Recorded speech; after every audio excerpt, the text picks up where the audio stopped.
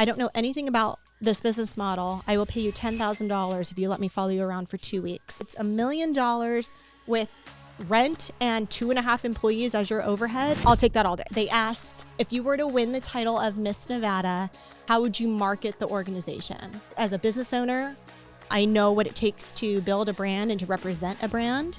And so I would use my business acumen to lift up this organization. I nail the onstage question. My crew's like erupting. To this day, literally 9 years later, I still have business connections, personal relationships, community relationships from that time period because of just the sheer volume of exposure. You also started a venture capital fund, and you guys have already raised, what, you said $20 million to this point? There's not a lot of women entrepreneurs who have done what you've done. Like, how has that been? The second she left, the door closed. He looks at me and he goes, I want you to go get me a cup of coffee. I was like, it'll take me 15 minutes to go get it. And I bill out at $450 an hour. What's going on, everybody? Welcome to another episode of the Wealthy Way podcast. I'm your host, Ryan Pineda. Today, I've got a former Miss Las Vegas, Miss Nevada. She manages over $50 million of real estate. She's got a really interesting side hustle. That's not really a side hustle for her. It's a full business, but I think a really cool side hustle in the P.O. Box business. She's managing $20 million in her new venture capital fund for veterans, which is really exciting. And there's probably a whole bunch of other stuff I don't even know. I've got Lisa Song Sutton. What's up? Hi, thank you so much for having me. Yeah. So I don't even know where to begin. You're like me. You got like a million things going on. Sure. Well, I mean, it starts with one, right? It starts with one thing. I started my entire career and background in law. I worked as an attorney doing litigation and business bankruptcy. And that's how I started kind of like my big girl job, and used those funds to start funding a side hustle, which back in the day was Sin City Cupcakes. That was 11 years ago. So your first like business was a cupcake business. Yes. Was it like a franchise or you started it? How did that work? Myself and my co-founder with that, Danielle, we started it just from scratch as a great idea. Were you into cupcakes or you were No, I did not even know how to bake before we started this company. I knew how to create LLCs. I knew how to do small business formation, right? Yeah. I knew how to put together. They taught you that in college. I knew how to do the SOPs and put together an operating agreement, a partnership agreement. Right. And so it happened to be a great idea that Danielle was telling me about on the phone. We're catching up on the phone one day, and I was like, alcohol cupcakes is a great idea. Oh, they're and alcohol it's a great cupcakes. Idea for Vegas, okay. right? So this is like 2012, and I'm like, I made all the mistakes the first time founder makes, right? I'm like, move into my house, like move to Vegas. I'll help you start the company. Move into my house. I just bought a house. Like, let's do it. And we literally started it in my kitchen, in my home kitchen in Summerlin. And I was still working full time. I worked full time at the law firm, and I realized how interesting, instead of me spending all my extra money on like clothes and shoes and handbags, what if I just used this to fund this fun side hustle? And that's exactly what we did. So I was like the financial partner. Although nights and weekends I was baking, I was running deliveries. Wow. I was so super hands-on to learn the business, and it grew from there. So how did that business progress and go along? So much fun. It scaled so quickly and so fast. So it was unexpected. So I stayed working at the firm for the first 18 months that Sin City Cupcakes was alive. And then one day I realized, wow, we've hit a lot more in revenue than even what my salary is, right? So I was like, how do I reconcile this like in my brain? Because I liked what I did. I liked working at the firm. I liked the people I worked with. So it wasn't like I want to quit the job and stick it to the man and go off and do my own thing. Right. It was just looking at fiscally, like what makes sense. Because I was spending 5.5 days a week working full time at this law firm. So I went to my old boss at the time, and I was like, so, about Sin City Cupcakes. And he's like, yeah. And I was like, how's it going? And I was like, well, it's crushing. I was like, we're hitting 8 figures. And I make $140,000 here as a third year associate.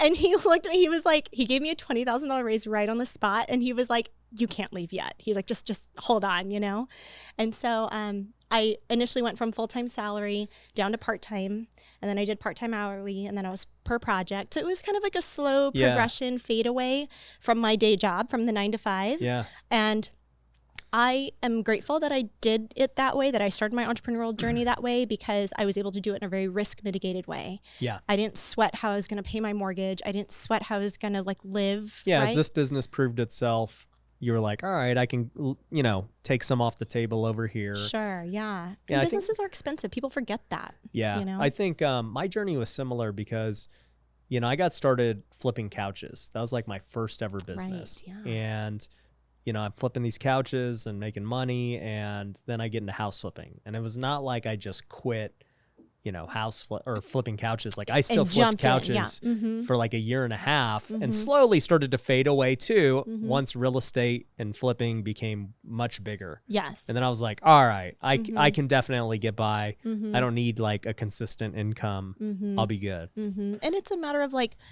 time allocation, one. And then now, especially now, I also look at like, where do I feel most purposeful? Where do I feel like I'm making an impact? Like that's also important to me besides just the dollars and cents. 100%. So you said that business got to 8 figures. Like how quick did it take to get there? Just shy of 18 months. So it was 8 fast. figures in 18 months, just locally. But here's the thing. You got to remember, so timing is so much of it, right? This is back in 2012, 2013. So Vegas was still coming out of the recession. Yeah. And people were flocking to the Strip, especially as an international destination, because it was still extremely affordable. Yeah. And hotel rates were like, I think maybe record lows. $30. Yeah, exactly. They just wanted to get people to come back. And initially what really helped us get like our first bumps was international tourism. International tourists were finding us and wanting to do their bachelorette party. Where were you guys located at? So processing facility just off of Valley View and Sunset. So we never did a retail storefront. Oh, so there's no retail. Never did a retail storefront. So how did you sell? By the dozen. We forced you to buy by the dozen, and it was baked fresh, made to order. Oh, so you just delivered everything. Exactly. Wow. And so we started with that model because it was a self-funded bootstrapped side hustle, right? So we're not going to go get some expensive retail front lease with unsold product sitting in the window, especially with the food product, right? Especially with the alcohol in it too. Even at the end of the day. So how much was a dozen? Our initial pricing back in the day, I think a dozen was like 38, and then now it's like 52 or something like that. And like how much? How many did you have to drink for like a beer or whatever? So or not drink, but how many did you eat? Like it was one cupcake, one beer. No. So the way we got the alcohol in was proprietary filling that we injected into the cake after it's baked. Got it. So it wasn't like poured into the batter type of situation. Yeah. There was that filling. Yes. So I'd equal maybe it's a half of a shot's worth in the filling, because the filling has to have a base, right? Yeah. It's a pudding base, jelly base, mousse base, cream base. Yeah. And then you fold the alcohol in, and it's not cooked out, but it's folded in. Got it. So how much were you guys making in that company? I mean, like you're doing 8 figures of revenue. What are the margins on cupcakes? They got to be pretty good. Really good. Even with, we'd use like good alcohol, right? Yeah. I mean, at the highest, I think it was like $1.10 per cupcake. So if you break it down, we're selling them for $4.66. And you can keep costs low because there's no wasted product. That's like a crucial part of it. Keeping costs low, and then again, not having the retail storefront as well. If you do a commercial kitchen, especially if you can find shared space in the beginning, which is what we did, your cost is like, you can get it to like $500-600 a month in a shared space. That's crazy. You're not laying out for equipment. You're not laying out for utilities. It's like a one flat rate cost. So that's literally how we started. So you guys within 18 months were, from just basic math, like bringing in $5 million net? So we were cranking out like 2,000 cupcakes a week. Like it was wild. Like in the beginning too, like we recruited girlfriends to literally just help us to bake. So the nice thing about baking is that it's formulaic. If you have the recipe, you can follow the recipe, right? Not rocket science. It's not like, a special kind of chef cooking where you need other elements to it. You can follow the recipe. And so again, because we were able to be in a shared space where you have like these huge like roll-in ovens. So you have the ability to do scale, especially if you go in a shared space kitchen. Yeah. These were the same types of ovens that Subway's doing their bread in, right? So it's like just racks and racks and racks that rotate. Right. So you load them up, you load up the speed racks, you roll them in there, and the whole thing just bakes. It's not like home kitchen in your one oven. Super easy. I mean, there's always something, right? Right. I realized from having that business, which was so much fun because we got to be part of everyone's special events, right? So we were doing every major golf tournament, every like major convention. We were doing stuff with CES every year. We're doing stuff with SEMA every year with like Gibson guitars with big clients, right? Who wanted 2,500 cupcakes to give away each day at the convention, for example. On the golf tournament side, right? You're talking between 500 to 1,000 cupcakes a day. Minis. We'll do the minis for the golf tournaments. Yeah. And they'll pay us not only for the cupcakes, but they'll also pay us for promo models who are stationed on hole 6, handing out cupcakes, right? So these are just the girls that already work for you? These are our friends. They're literally our friends. And we were like, we'll pay you $20 an hour, to promo. Just promo funny. it, right? That's funny. So I appreciate that experience so much because it was one of those things where you're just having fun. It didn't matter. Like I was working 7 days a week, right? I literally was working 7 days a week. It did cost me the personal relationship that I was in, but I was just having so much fun. I really, really enjoyed it. Yeah. So what ended up happening with that business? So now we're under an M&A, Cool. which is really exciting. That was never... Like we didn't build it with that intention in mind, right? Like maybe one day we'll sell or do an M&A. It was literally like, this is so fun and a fun idea. We should just do it and we'll figure it out. So there was like no business plan. There was no planning until it was forced upon us to have to plan. And so now fast forward 11 years, right? It takes time, especially when you bootstrap. It's taken time to become attractive enough and getting through COVID too. Yeah. Our governor back in 2020 closed the strip for over 90 days. The majority of our clientele, like over 90% tourists, right? Closed the strip, like completely closed. So we literally saw like 95% of the business for that year of 2020 cancel or postpone within like a 48-hour period in March. Right. And we were like, okay, let's still figure it out. And then the county came in and they said, if you guys stay open and continue producing, we will fine you $1,000 a day. Mm-hmm. And I'm just like, who does this? You know what I mean? Like, it's so unreasonable. So as any entrepreneur does, you pivot. And in my shipping stores, I put in mini fridges because the shipping stores were open the entire pandemic. The mail never stopped running, right. FedEx, UPS, whatever, right? Never stopped running. It was essential. Yep. The stores were essential. And so I put in mini fridges into each of the shipping stores. And then I said that our bakery was selling to Ship Las Vegas wholesale. Okay. And then we turned on DoorDash and Grubhub, which we had never done before. Okay. Because again, we were mostly focused on a tourist market. So we hadn't really paid a lot of attention to the local market. And that was a game changer for us and just got us through COVID. Mm-hmm. And then actually created another line of revenue of having DoorDash and Grubhub open in servicing these fridges. Right. So you just never know, Dang. So 11 years for a business to still be around and like still, obviously you guys have innovated and other things, but sure. To see that you're now doing M&A with it is cool. But yeah, we're really excited about it. So you guys just like rolling up with other companies? Like how's that going to go? Yeah, so it's I'm under an NDA, but it's a conversation with a national bakery brand. Okay. And we have an excellent working relationship with them. We'd had a working relationship with them prior, just as a partner, as a servicer. And so there's an opportunity to have more of an acquisition take place. And 11 years in, frankly, like both myself and my co-founder, like we have... You guys are kind of burnt out. Yeah. Well, we moved on to other things, And I'm so grateful for that first company. I'm so grateful for the experience and kind of all the challenges and lessons that it taught me too. Mm-hmm. But I did this great exercise with one of my mentors, actually Ken McElroy, real estate mentor. Yep. We rolled out a piece of paper and he was like, you need to write down like all the stuff, all your projects, all the stuff that you have going on. So I write down, of course, all the companies, right? That's what comes to mind first. I write down the boards that I was on at the time. I write down all the community stuff I was involved in, all the stuff. Like I write down all the projects. And he's like, we had different color pens, markers. And he's like, circle the ones that make you money. So you circle, right? And there's this whole other side of the page that has no circles on it. And you're like, I'm doing all this too.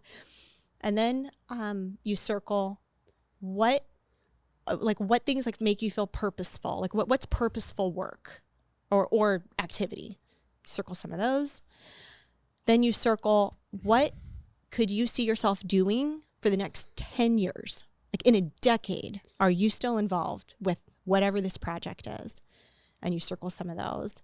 And it was a really clarifying exercise because it made me realize, even over here on the left side where these were items that were circled that made me money, I had no other overlapping circles on them. Right. I didn't feel purposeful. They didn't bring me joy. I didn't see myself doing them for the next 10 years. And that was really eye-opening for me because I think for the longest time I had just been kind of wrapped up in achieve and succeed. And I didn't ask these other questions. Mm-hmm. Yeah, no, that's really good. In Good to Great, I talk about this a lot. He's got this thing called the hedgehog concept, and similar in that, there's 3 circles. One circle is, can this, drive your economic engine? Does it make money? Right. 2 is, do you find purpose or passion in it? Right. Mm-hmm. And then 3 is, can you be world-class at it? And so, if you're going to be great in business, having all 3 is key. The trifecta. Sure. Yeah. Mm-hmm. And, you can get by with 1 mm-hmm. or 2. But, for you, it sounds like it was 2. And it's like, 2 can make you a boatload of money. Sure. But you're not going to enjoy it. You're just going to kind of be like, whatever. Mm-hmm. And it will lead to a point where now your attention is diverted to other things because it just no longer holds a purpose for you. Mm-hmm. Hey, if you're looking to grow your real estate investing business, whether you're just getting started trying to get your first deal or you're trying to scale and get to the next level, you need to join us at Wealthy Investor. We've got events every single quarter that are absolutely crazy. We've got online coaching programs where we have Zoom calls, a community every single week. We give you everything you need to know to start your business, scripts, processes, SOPs, all of it. It's for you so that you can dominate. So if you want to learn more about how to join our community and be mentored by me and some of our top coaches and be around other students who are absolutely crushing it, go to wealthyinvestor.com, apply for a free call with my team. Once again, wealthyinvestor.com, apply for a call today. So you started this, your first business was just a freaking unbelievable success. Just a side hustle. Side hustle turned just unbelievable business really fast. And then that's kind of just been cash flowing ever since. So tell me about what happens next in your career. Where does Miss Nevada play into this? Where does, all this other stuff you got going on play into it? Yeah. So, back up again, right? Like we joke, it's taken me 13 years to become an overnight success. And back up to fall of 2013, my mom called me. She's a former Miss Korea. She called me and she said, "Are you competing for Miss Las Vegas for the local title?" And I was like, "I don't know. I just started a company. I'm a little busy, And she was like, "You're getting ready to age out." And I was like, "You're getting old." Yeah, you're getting old, And I was like, "Oh my gosh, how did I wake up one day and I'm aging out of pageantry and modeling?" So I buckled down. I hired a pageant coach. Okay. They exist. I hired a pageant coach. What did they teach you to do? Walk properly, eat kind right, of all of work the out? above, but the best coaches, and the one I used was this man named Bill Alverson. He's out of Alabama, and he's intense. He had, prior to me hiring him, he had worked with the 2 back-to-back Miss Americas. This guy's pedigreed and super strict. He doesn't take on everyone. It took a couple of times of me reaching out and kind of roping him in. Basically, the coach, I think like many coaches, right, is there to help you figure out what your strengths are, because how are we going to win this thing, right? And I remember him telling me, he was just like, "Oh, honey," he was like, "You're so small." He was like, "You're so little small." Korean woman. Yes, he was like, "You're so small." He's like, "How are we going to do this?" Because he's you got no shot. Yeah, so the perceived drawbacks within that industry were that I was the shortest contestant. And I was the oldest in the Miss Division, which the Miss Division age range is 20 to 29. Okay. That's a huge spread, right? Yeah, You're in a lot of different areas of your life Right. between 20 and 29. Right. And I was 28. And he was like, how are we going to do this? And so this is what a coach does, right? They mathematically break down the components, and that's what we did. And we realized there are 4 areas of competition in the Miss United States organization: interview, swimsuit, evening gown, and onstage question. They're all weighted evenly, 25%. The first time that the judges meet you is in private interview. It's not on the stage in your swimsuit. Okay. The first time judges meet you, private interview. So our tactic was, you're going to look the absolute best that you can, and we're going to make you as tall as we possibly can. But the way we're going to win this, and it's rated 1 to 10. So 1 is not good, 10 is the best score you can get in that category from a judge. Yeah. He's like, we need you to get 10s in interview, and we need you to get 10s in onstage question, and get at least 8s and 9s in swimsuit evening gown, and mathematically, fingers crossed, it should work out. So I'm like, okay, how are we going to do that? So with interview, again, because that's the first time judges meet you, and it's human nature, right? So it's one-on-one, kind of similar setting to this, where you're seated across individually from the judge. It's not panel style. It's called round robin, where it's just directly across from one judge at a time for 3 minutes. And they have speed dating. It's speed dating, but a pageant interview. Yeah. And so they have your headshot. They have an 8x10 headshot, and they have your bio. That's funny. Okay. And you have 3 minutes. This is fascinating, by the way. You have 3 minutes to get that judge to fall in love with you, in the sense that they're going to look at you and be like, this girl's involved in her community. She cares about her nonprofit work. She's passionate about the work she's doing. She's got the energy to do it. Like, I believe she's going to be a great Miss Las Vegas or a great Miss Nevada, right? She's going to be a great representative of the brand. Got it. So you hope that if you really win them over in private interview, that when you see them that evening, you hit the stage that evening for the show part, for the pageant. Even if the girl who goes in front of you is 5'10" and blonde, just a totally different look than you. Right. Maybe she was vapid in interview. Maybe she was like totally like she was like space cadet in her interview. Mm-hmm. Maybe she said something offensive in her interview. You don't know, right? But you like hope that maybe that's what happened. And you shine. And so you hit the stage, even though you have a totally different look from the previous contestant, they loved you, right? You hit that stage and they're like, love it. She looks great. She was so much fun in an interview. Like, I really liked her. Yeah. And maybe they already have a bias. They already have a bias, right? So hopefully it's a positive bias. And you want that to follow you at least through evening gown, because you don't get to onstage question unless you're a finalist. Not everyone gets to participate in onstage question. Got it. So you do need to crush it in personal interview, swimsuit, and evening gown. And especially swimsuit and evening gown, really subjective in the sense that it's the judge's personal bias of... Yeah, what's the criteria for that? It's just like, is it just purely like, you look good?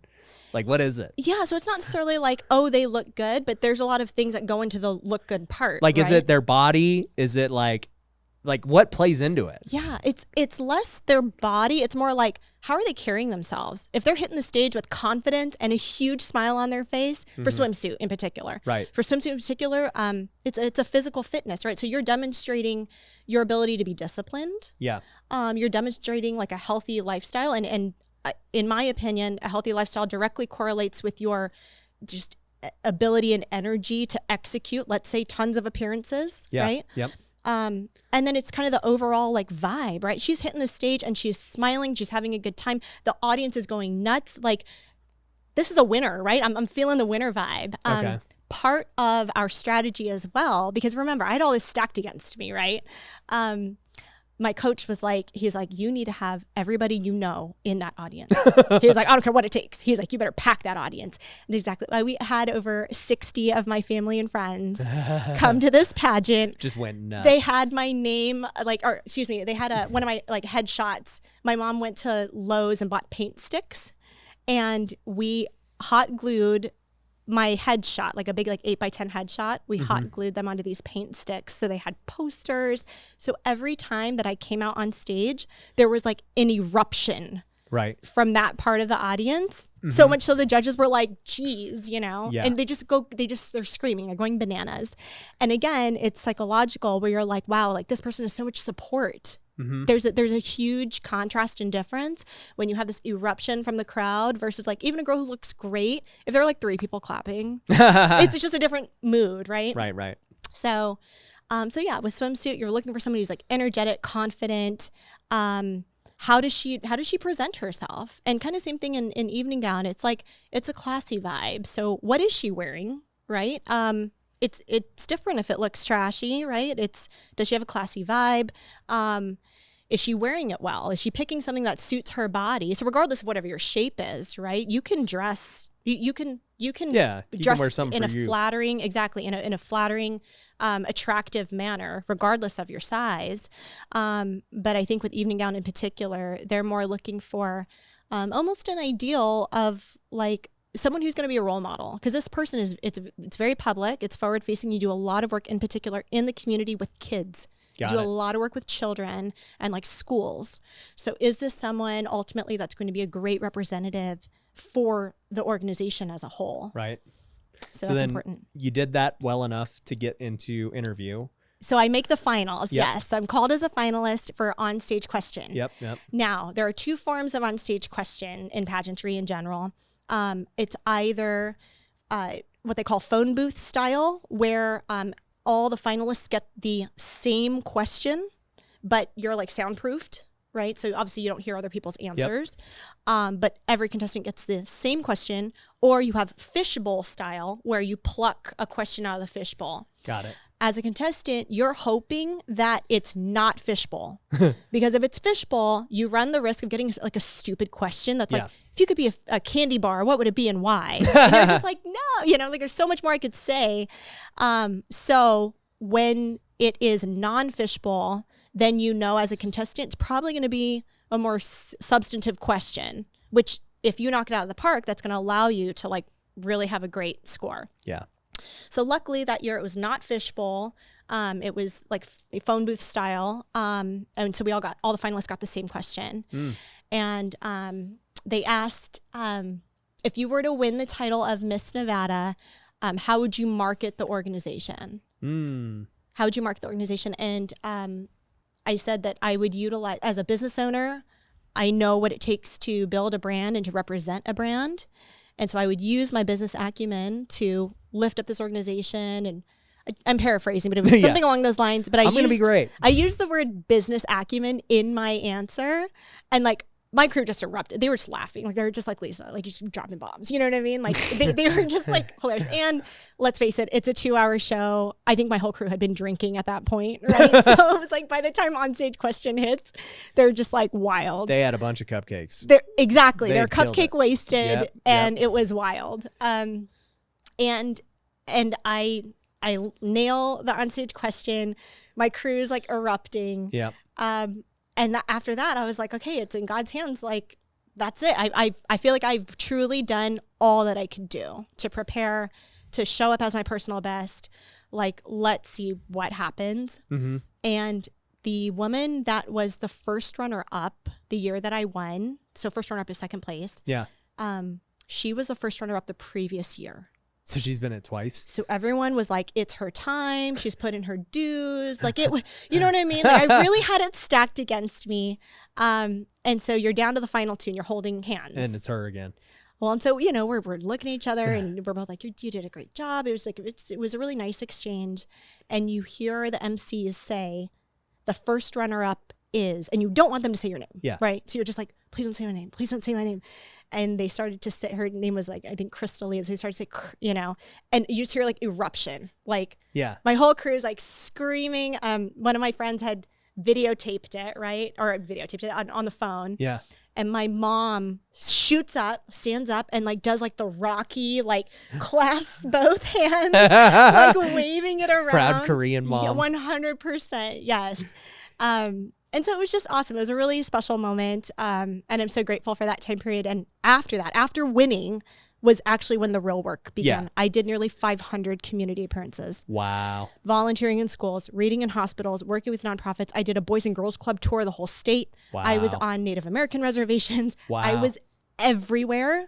And to this day, literally 9 years later, I still have business connections, personal relationships, community relationships from that time period because of just the sheer volume of exposure that I was able to do. So Wow. I highly recommend it. I mean, it sounds silly, like go compete in a pageant, but like, especially, I'll meet a lot of young women who have just recently moved to Vegas. Yeah. And I'll tell them, look, like if you have any inkling to do any sort of community service, like pageantry is a great outlet for that. And some of my best friends to this day have come from the pageant world. I was just in Miami, like I told you, this weekend. Yeah. I was there for one of my best friends, Andrea Fox. She's a former Miss Texas. She and I met through pageantry, and I'm one of her bridesmaids. So we just had her batch party. There like you go. You build these lifelong Hold on. I thought you said you were in Miami for a real estate deal. No. Now it's a bachelorette It was party. a bachelorette party. Okay. I did real estate deals this morning. Okay. Flew back last night. All right. Now the truth is coming Now out. the truth is coming out. Okay, so obviously the pageantry stuff is amazing. I want to say I can relate from my baseball career, but obviously I wasn't like a pageantry model. Yeah, but like, no, there's a lot of there's work. some similarities. Yeah, there's a lot for of hard sure. work. There's a lot of competition. There's a lot of judgment. Right? Yeah, like I sure. faced the same judgment when I was getting drafted of like, this guy's small, Yeah. I was small. I'm 5'10", 180, but like I was always the smallest guy on our teams because, we had freaking 6'5" Yeah. dudes everywhere, 6'3", in baseball. It's very, I want to say it's very much like pageantry where they're judging you based on your physical On the stats. Yeah. well, just Yeah. like your physical talent. You're like, Sure. yo, how strong is this guy? How big is he? How like much room does he have to grow? How fast is he? How hard does he throw? And, physically, how do they compete? Right. And then unfortunately, yeah, we have interviews and stuff, but they weight those. They're not equal weighting like Right. what you were saying. It's like, yeah, I mean, Ryan's a pretty smart guy, but that's not going to help him as much over here. So Wow. it's interesting. But to both of our points, right? Like at the end of the day, to even compete at that level, is just already a huge accomplishment. Regardless of if you win or not, which Absolutely. And I think just it takes guts to put yourself out there on that type of level where you're exposed a bit, right? Where you're putting yourself in a position where not a lot of people are willing to go because it takes the work and the discipline to get there in the first place. And then the guts, I think, to put yourself out there. Yeah, no, 100%. So, you go from the pageantry world and then you start getting this P.O. box thing. How did that come about? What is this? Yeah. So in 2018, at the time, I had a mailbox that I had rented from a local UPS store. I'd had it for like 7 years or something. I'd had it for a long time. And they would auto charge my credit card every year, like once a year for the rental of this box. And I saw the rental charge on my credit card and I like rolled my eyes because I was like, oh, I need to cancel that thing. And then I didn't. I like never got around to it, right? And I'm like, this is interesting. I'm like, if I'm not canceling it, there's a lot of other people not canceling it, right? Like taking the time to do it. And so I started looking into the model of mailbox rentals, and I quickly realized they're essentially mini storage units. You have this like fixed item that's low maintenance, low overhead, and people rent it. And I was just like, this is interesting. So I go up the street to the local independent store. So not a UPS retail store, but a local independent store in Summerlin called Postal Pros. And I'd been their patron for several years because it was right around the corner from my house. And I knew the owner. His name's Andrew. And I went there and I said, Andrew, are you interested in like expanding or anything with this model? And he was like, no. And I was like, okay. I was like, well, I think I want to open up my own version of this. I'll do it down like 215 Russell. So it's like not competition for you. I don't know anything about this business model. I will pay you $10,000 if you let me follow you around for 2 weeks, and I'll capture all your processes. I'll write up a nice little handbook for you. I'll pay you a consulting fee. And he was just like, are you serious? And I was like, yes. And he was like, okay. And literally the next day I showed up, and the second he unlocked the front door was like when I started writing out processes. I copied everything in his store down to like counter heights. Like I like analyzed everything and like put it all into one place. Do you think this comes from being a lawyer? Yes. Okay, because I was gonna say like I could never do that. Like, so such working in the law firm, detail-oriented work. Working in the law firm, it forces you to not, one, like pay attention to SOPs and checklists, but two, if there is no SOP for it, you must generate it because you can't make any mistakes, right? You're talking about high stakes liability. You're talking about sending a draft out that must be correct. This is not just check it when you have time, you know, like everything has to be correct because actually the burden of responsibility lays on you, right? The client is relying on you. So yes, it forces you to just create checklists and SOPs for everything. And I had a strong sense that this business model was simplified enough that if I could create SOPs around how it's done, that I could then overlay hopefully some of my brain and apply it and make it useful.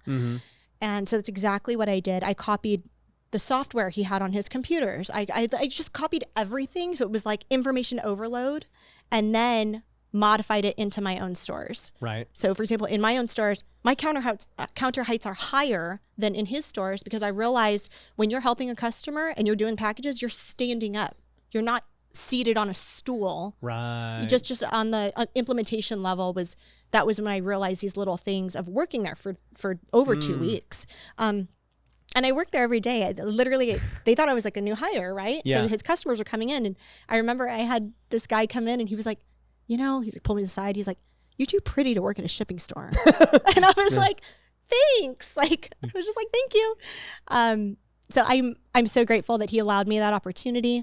Because I don't think there's anything that replaces experience. Yeah. Even if it's a short-lived experience, there's just nothing that replaces it. Right. And I truly wanted to learn everything about the business that I could in that time frame to then go on, open my own stores from scratch, modify and tweak as we go along. But I'm very grateful that I had the base of that SOP. Then you can modify from it. It's so much easier, right? When you start a draft and edit it instead of just starting the draft from scratch. So that's what I was doing, right? I was editing how he runs his stores, which he's like 14 years now. He's had that store. They do $1 million out of that store out of 1,200 square feet with like 2.5 employees. That's and crazy. I was like, what a lovely lifestyle business, right? What a lovely, look, this is not $10 million out of the store, but if it's $1 million with rent and 2.5 employees as your overhead, I'll take that all day. Yeah. Right? Yeah. I'll take that all day. So like your first store, what did the numbers look like? Like how much were you guys bringing in? How many mailboxes did it have? Yeah. All that. So it took like 18 months, almost 2 years to get profitable. So, because when you start a store from scratch, it takes at least a year to retrain the neighborhood to get them to come to you. Got it. Right now they're How do you dropping do that? off. We did every door direct mail. Okay. We did every we would do these little like business drop-offs basically because we had business neighbors, and we welcomed ourselves to the neighborhood basically. And we like put together. We're here. Hello, come see us. Yeah, exactly. So it was definitely more outbound. Like we didn't just sit and wait and like, yo, our doors are open now. Who uses a PO box? Like who are your typical customers? Because people have mailboxes. Sure.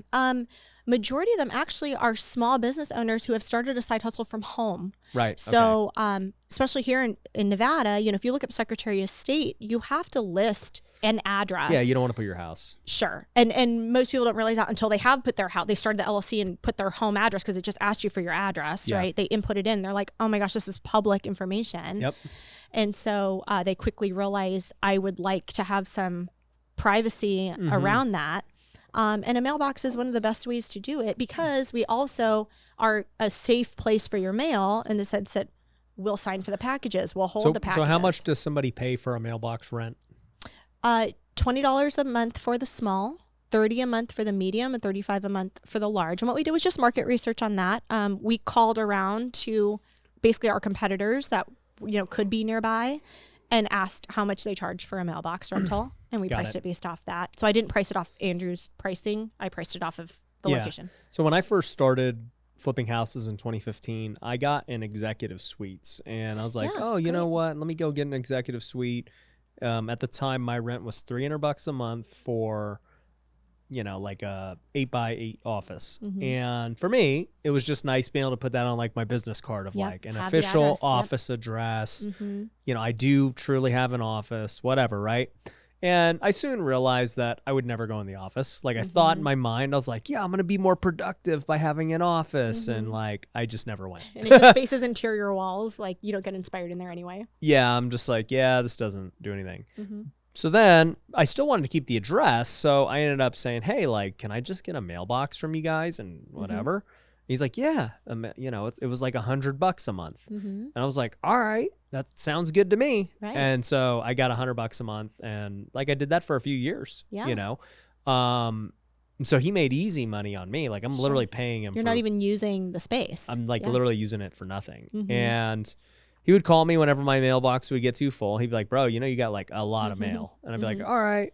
And so, I would do that. But, long story short, I remember in 2015 looking at that business and I started to do the math like you did. And I was like, okay, let's just like count what this executive suite is going to make. And I was like, all right, he's probably got like 100 offices in here. I'm paying $300 and I'm on the cheap end. He's probably got like $600 offices. Let's just say his average is 400. At 100 offices, he's making $40,000 a month in rent. Yeah, with minimal staff. Right? Yeah, he had no staff. Yeah. It was just the receptionist. Okay. And I was like, and then he's probably got other ways he's making money off the printers, the copiers, these mailboxes. I'm like, this dude's probably bringing in 50 G's a month. And what's it cost to rent this place? And I started to do the math, and I was like, all right, he's got like, I don't know how many square feet he had, but I'm like, he probably pays 10 grand in rent. He probably pays a guy 3 grand in, the receptionist. And whatever I'm like, maybe he has 20 grand in expenses. Yeah. Like this dude's netting at least 50%. It's a great margin. Yeah. I was like, dude, one day I'm going to own executive suites. This is the best thing ever. And then, ironically, I got into real estate, and I never did an executive suites. It was always in the back of my mind. And then, I learned about WeWork. Yeah. And I saw what they did with WeWork and, the crazy valuation they got, which, WeWork's not doing so hot today. Sure.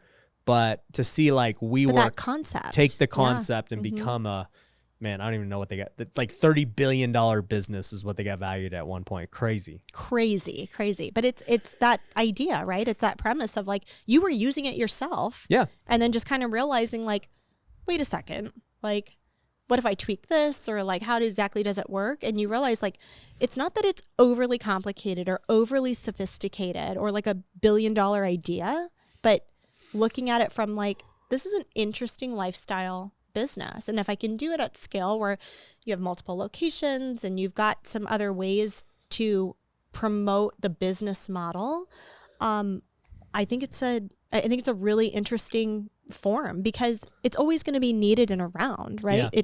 It proved itself during the pandemic, certainly. It stayed open the entire time. It was always essential. Yeah. And the mail never stopped moving. And if anything now, because we've gotten so accustomed to ordering stuff with one click off of Amazon on your phone, Yep.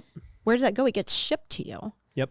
And if you're in a neighborhood that has porch pirates, it's, sometimes you're willing to pay that $20 just to have a secure location that, you can use that address anytime to send all the stuff your way. Yeah. And it's safe, secure, no big deal. So how many mailboxes were in that first location? So we started with a bank of 220 of them. And I over purchased because I had a goal of filling up 100 mailboxes. Yeah. In like a year. Yeah. And again, modeling off of Andrew's store at the time, I think when I was with him, he had like 300 mailboxes. And they were rear loaders where you had to do this weird build out that comes off the wall because you have to get behind them to stuff the boxes. Right. And so again, just tweaking what he's done, right? Making it just easier. I bought front loading boxes where now they can be up against the wall in a mail holder. I don't need to have that extra weird build out and space that it takes to get behind them. So just little tweaks like that, you make those changes. And so, yeah, I started with 220 boxes and was just like, let's go. Let's fill them up. So like, let's do the math. So 220 boxes. the average is what, $30 a box. So, you're talking $30 a box at, say 300. So what, that's 9,000 a month is what they bring in. So if you can look at like making sure that, because that's at fixed cost, right? If it's going to be like a fixed thing, you're buying the mailboxes once. Honestly, like they never get damaged, right? So it's not like a property where like you have a tenant in there and they're going to ruin some shit and you're going to pull out the carpet and there's just like some compensation that happens every time someone new comes in. Mm-hmm. The worst case scenario is that you have to switch out a lock. And we were doing it at the second store because I thought I was going to get cute and save some money. So with my second store, I found some used mailboxes. Okay. I thought I was going to be cute about it. And yes, they were significantly cheaper than what I initially paid for brand new boxes, but a lot of them were missing locks. So I had to buy locks $5 a pop, no big deal. But now I realized I also had to rekey stuff. You had a labor. Yeah, exactly. So it was just like extra, So I learned that in the process. But there's no maintenance and there's no real damage that can happen to these. So you buy them once. Yeah. So I mean, how was this guy making $1 million on his store? How many mailboxes did he have? So now I think he has like 400 mailboxes. And so again, the model's a little bit different. So with him, he focused more on shipping. So your shipping is ancillary and seasonal, but you make a percentage. Your more like almost 100% margin items are your boxes. Notary, for example, notary becomes a 100% margin item very quickly. Yep. We pay for all of our staff to get their notary public. Here in Nevada, it's like $200 all in with the stamp and everything too. Yeah, we did that. And we charge $10 a notary, and you don't need an appointment because everyone on staff is a notary. Yeah. And so, that becomes a 100% margin item. So with him, I mean, he does loads of packages. So, majority of his revenue comes from the shipping side, and then his mailboxes more than cover rent, payroll, utilities, just any fixed costs. So the mailboxes aren't really the moneymaker. It's basically that's how you get them in the door for all these other services. So for him, that was the way he did it. For me, I wanted to configure, because he also didn't configure the store in a way that could support more mailboxes. Got it. I configured my stores so that I can slam in ultimately 1,000 mailboxes. Right? So that way, yes, eventually I will get to a point where I'm maxed out on the number of boxes, but that is going to be the steady recurring revenue. Right. And then the shipping is ancillary and seasonal. Got it. So what would you expect your store to make when it's all said and done? So, I mean, we just finished our taxes from last year. I mean, annually we're anywhere between $350 and $500 per store. Yeah.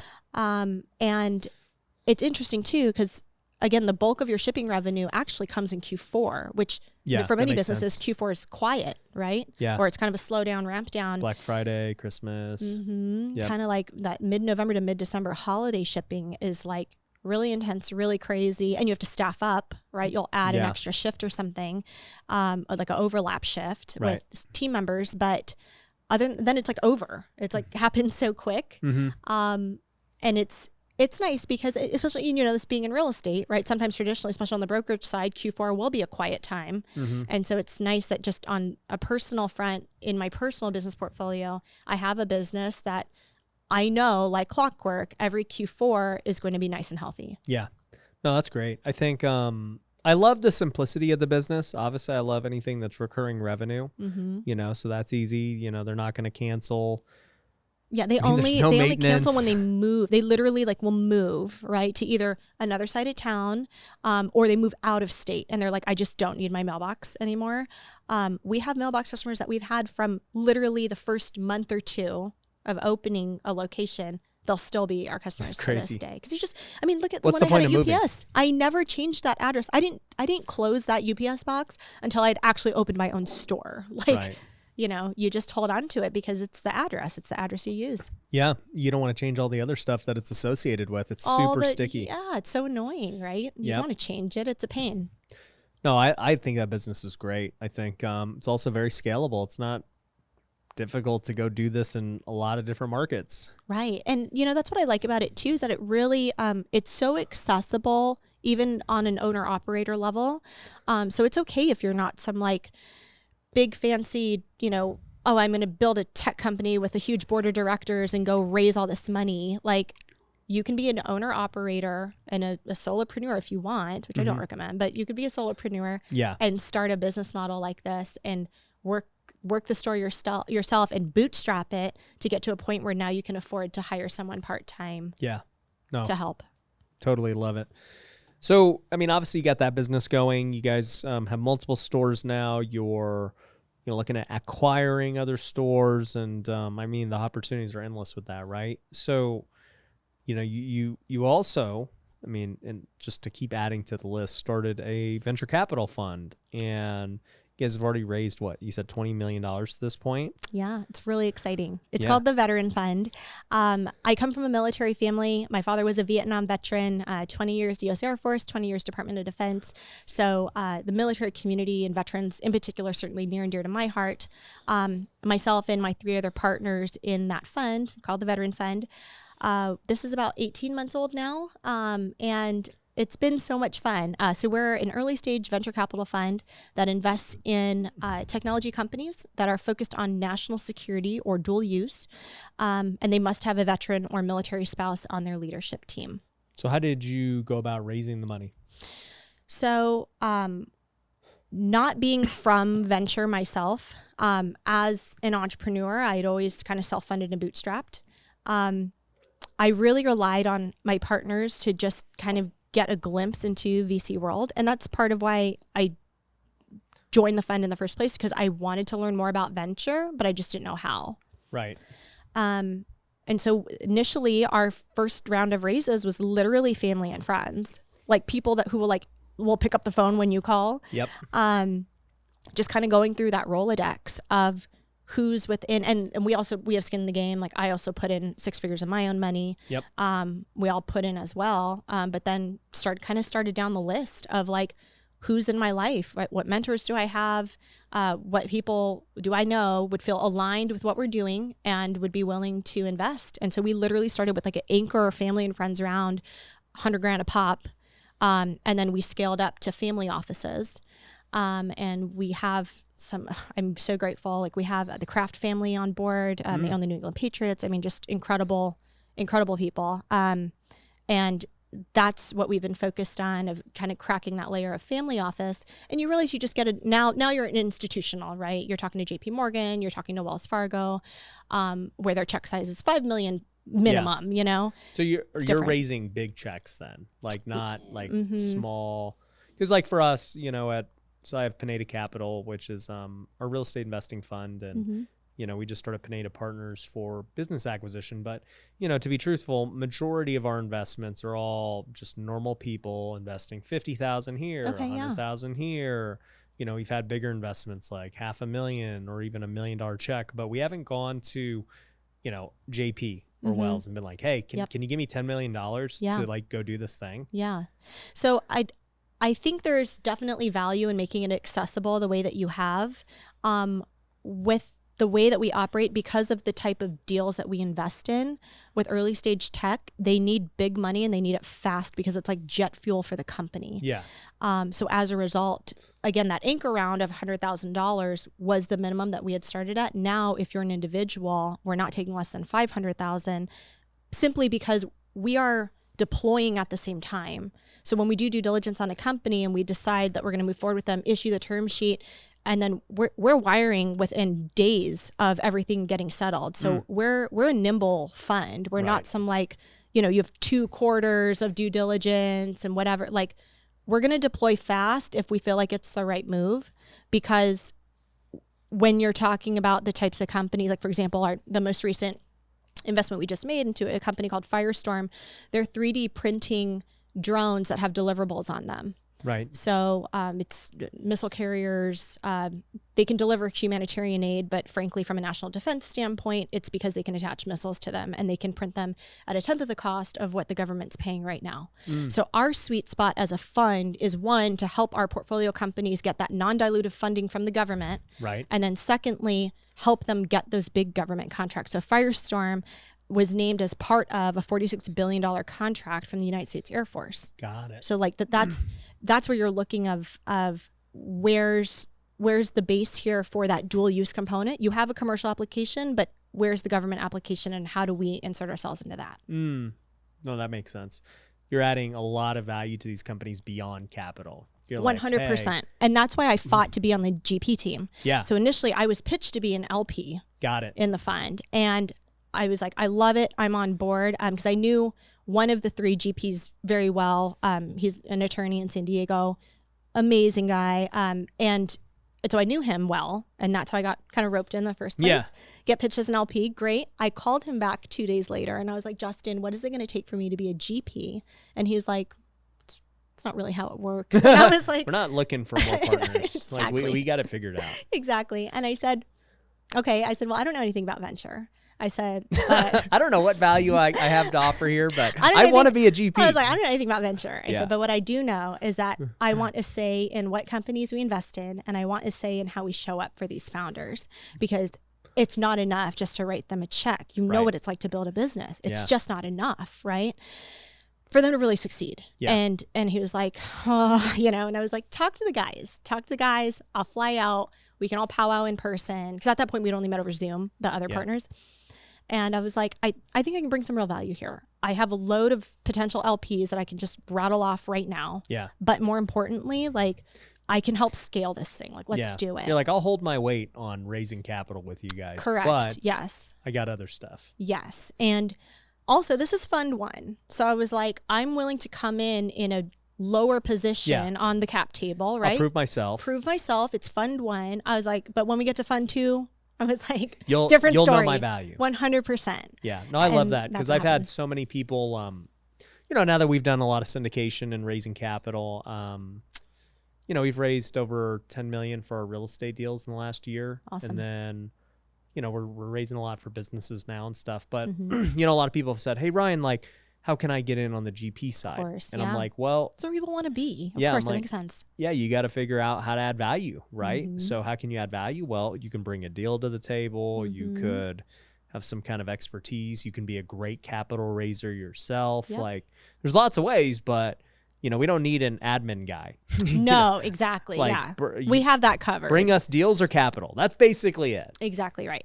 Yeah. Mhm. So yeah, for anyone listening to this right now and you're thinking, man, I want to syndicate, but I don't know venture. Hey, I want to syndicate, but I don't know multifam. Mhm. Hey, I want to do this, but like, I want to come in and learn. I think what you did is great where you're like, look, I will come in and provide, the same, if not more value than what the other GPs are providing. And you can pay me less Yep. just so I can learn from you this Yes. first go around.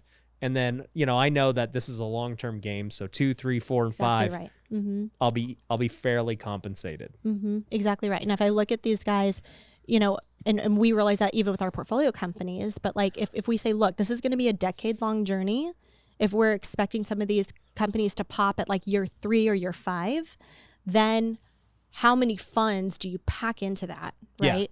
And where is that growth? So really the cadence we're at is, a new fund kind of like every 2.5 years. Right. And that's to get our ducks in a row. That's to raise properly. That's to show the right traction and to show that we have some wins and successes. Yep. And it's a long game, but it's been so much fun to just learn about it, to be on that other side, especially when it comes to the government contracts and the non-dilutive funding.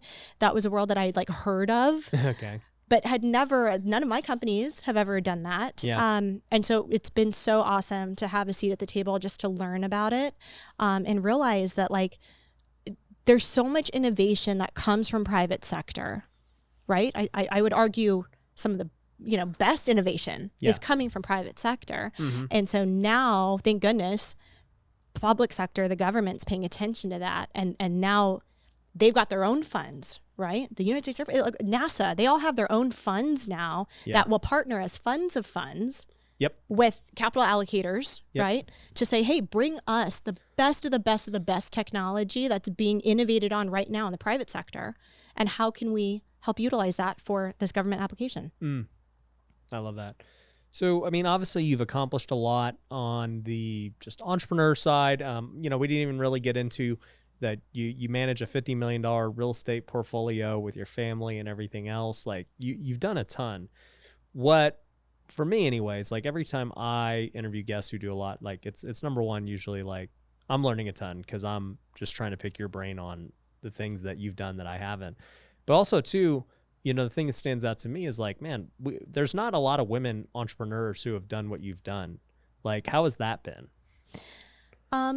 I look at it as a strength to be someone who could stand out, right? Whether that's because I'm the only woman or I'm perceived as youngest in the room or whatever it is. And especially my legal career, I got mistaken as the assistant. Yeah. I got mistaken as the kind of junior whatever. And I think especially as women and as young women, you just have to assert yourself. And it doesn't have to be in like a bitchy way. It doesn't have to be in like a overly dominant masculine way if that's not your personality. I'm a girl's girl. I'm super feminine. I've always been that way. And so I've just always showed up as myself, but like muscled my way in on the value side. I had a time when I still worked at the firm. We had a really old school client. He was like in his 80s, Eastern European guy, only wanted to work with male attorneys, male staff. Yeah. That was just like his MO. Everyone knew it and was just kind of like, that's what it is. Whatever. It's this guy, whatever, you know? Yeah. And so I had no interaction with him. One day, my boss at the time came to me and he was like, hey, he was like, everyone else is out, like, you know, court, whatever. He's like, this guy has to do a deposition. It'll only take an hour. He already has the questions. Like, all you need to do is literally hit record and read off the questions and just conduct it. Like, that's it. Can you do that? And I was like, okay. And like, you know that feeling when you're about to walk into a room and you know they don't like you? Yeah. I had like anxiety about it, right? I felt anxious and I was just kind of like, okay, well, whatever. And I'm 25 years old, right? So I'm like, okay, whatever.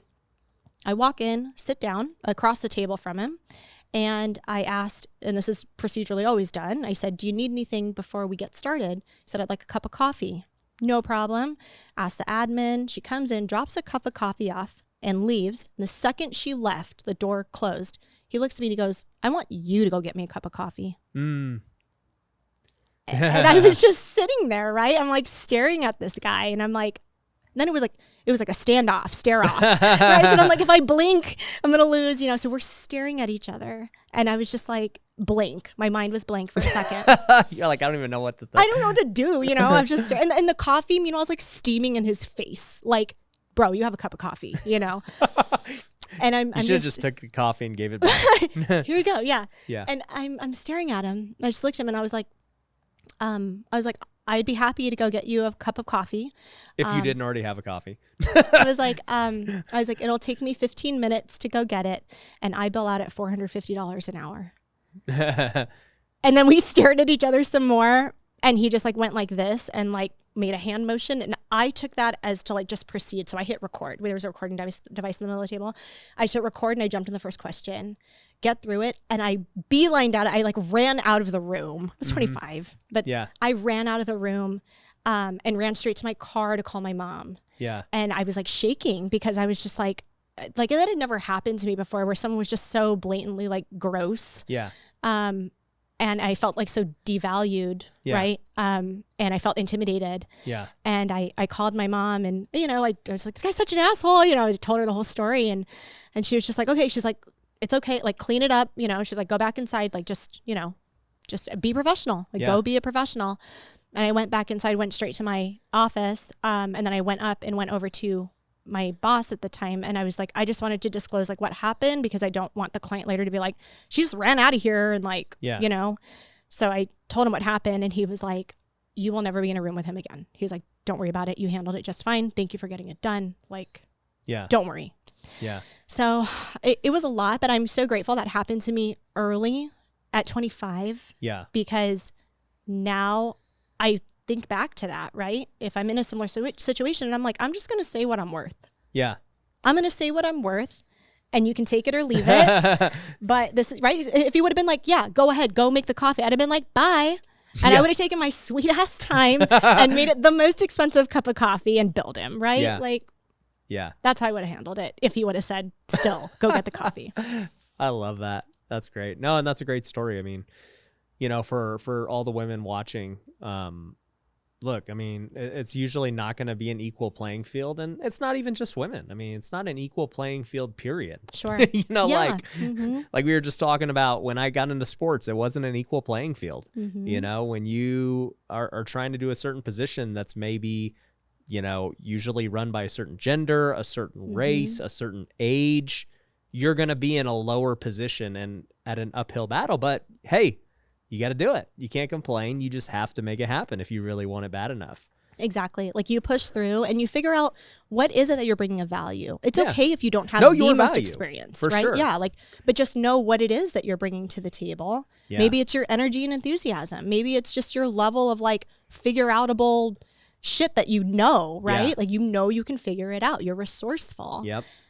That's a skill. That's something that not everybody has. And that's something that you say, look, this is what I have. Even though I don't have all the experience, I know that I can do this. 100%. Well, I think it's amazing what you've done in a very short amount of time. And I'm excited to actually go see one of your operations. We're actually going to go film. Come on over. That's one of the P.O. boxes. So for those of you who want to see that, we'll link to that down below, and we'll make that the next video here on YouTube for you to watch. And yeah, I'm just excited. We definitely have to get you as a speaker at WealthCon for I'd be happy one of our to, events. Of course, yeah. And just bring the heat. I think you'll kill it on stage. Do it. And I don't think you'll be too short. I think you'll be fine. just don't put me next to Cody. I know she always wears the deal boots. Yeah, no, I won't put you next to Cody. She killed it too, but Cody is tall. She did, yeah. Cody's tricking me, and she's not that tall, and she's just wearing and it's huge just boots. the shoes. Yeah, I don't know, but she definitely was like my height. She's definitely taller than me, so I know that counts for something. Well, I mean, but that's like everyone. But I'm always wearing heels. So whatever it is, add 3 or 4 inches. There we go. Yeah. Well, cool, guys. If you enjoyed this, make sure you subscribe. Make sure you go follow Lisa. We'll link to all of her things down below, and we'll catch you on the next one. Peace.